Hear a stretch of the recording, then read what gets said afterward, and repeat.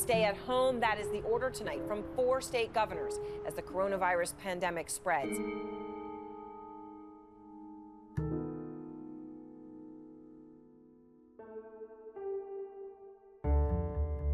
Can you see me? Yes. Yeah. How do I get everyone on here? Oh, God. Are you on a phone or a laptop? Phone. Swipe your screen left or right. It'll open up to a gallery view. Right to left? Either way. It's either right to left or left to right. Is that Kevin Cooper? It is. Oh, my gosh. Coach. What's happening? Geometry. Oh my God. Hey, Jane. You got everybody right. Jonathan Greenberg. Hey guys.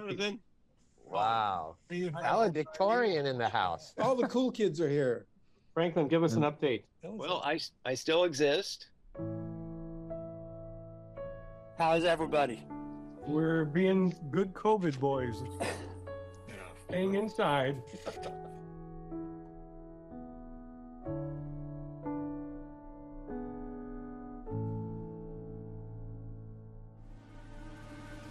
We came from the elite to the elite to the elite. It was the top tier of Southern California, which had its own unique culture. My grandfather was a super prominent position in LA. My grandfather was in FDR's cabinet, and my father was a producer. Gramps hosted the Academy Awards. It's my privilege to present to you Mr. Louis B. Mayer. My great-grandfather was Louis B. Mayer. My dad made some really, really good movies, like Breakfast at Tiffany's. My great-grandfather built a company in the meatpacking industry. That's my mom with Eisenhower looking at her.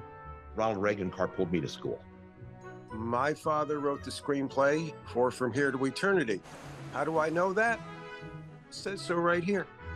My father was the top black disc jockey in Los Angeles. Dad was the CEO of Northrop. Grandpa founded NBC. Brought to you in living color on NBC. Sandy into his wind-up. I just remember Sandy Koufax, coming out for barbecues. And Lloyd Bridges was like my godfather. It's a blessing and a curse to be born into a famous family. You still had to live under that shadow of how am I going to do what he did or she did.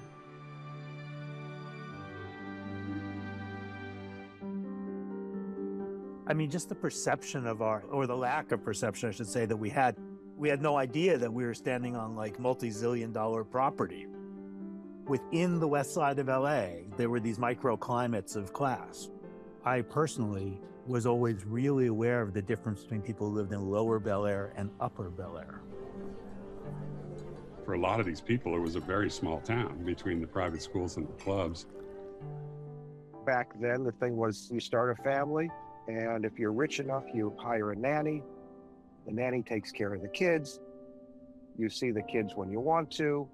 I was much closer with my nannies than I was with my parents, that's for sure.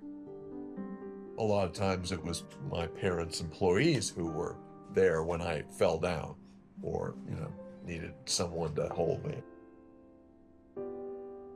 I was just looking at home movies yesterday, and I was just so aware now that I've been in the world of the extraordinary privilege.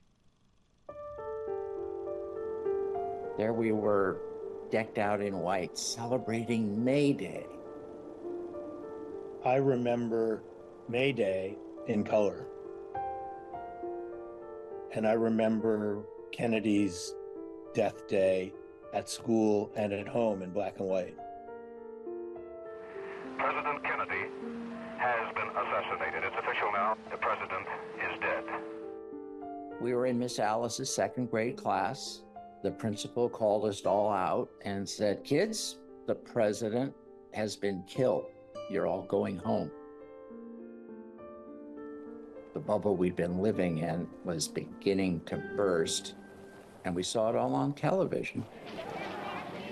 Beverly Hillbillies. G.I. Joe is Dr. King's this rock and roll group.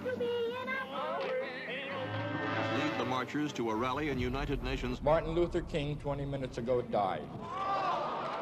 What we need in the United States is not violence and lawlessness, but is love and wisdom and compassion toward one another.